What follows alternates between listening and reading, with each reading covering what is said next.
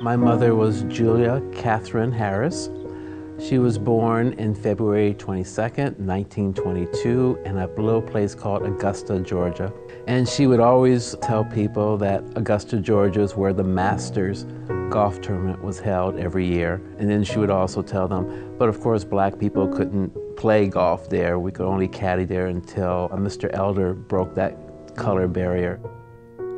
What I know about my mother's early years, she was one of 17 children.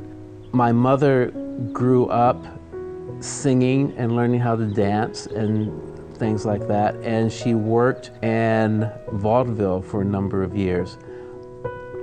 She was a private during World War II in the 688 Battalion, which was a all-woman African-American battalion. It was the only African-American battalion, at least, that went over to Europe during the war, and they were assigned the task of making sure that mail got to the troops. I have memories of stories about her working and entertaining the troops when she was part of the battalion that she served in during World War II.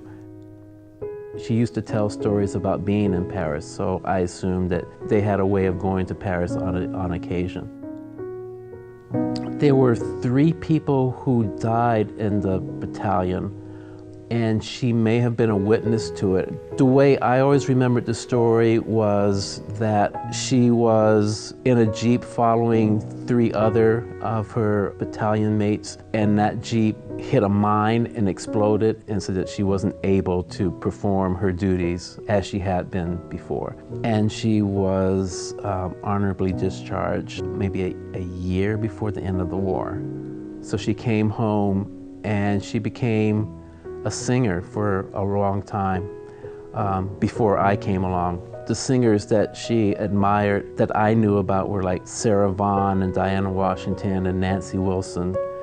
Mom ended up in California and Los Angeles, where I was born and raised. She was working for the Metropolitan Water District when I was young, and it became the Department of Water and Power. After that, she opened a dress shop, and she did, for a while, a beauty shop in the Leimert Park area in Los Angeles. And later on, she opened up a business, first a Pioneer Chicken, and then later on a soul food restaurant. The Pioneer Chicken was destroyed in 1992 during the Rodney King uprising.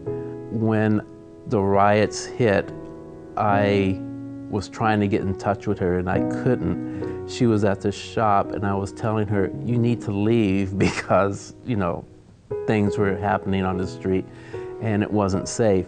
And she said that her tires were slashed. So I drove there, and I remember I was going one way and the police and fire department were going the opposite way, which did not give me a great deal of comfort. When I got there were people running around with bats and smashing windows and taking things out of the store. So I picked up my mom and I took her home that day.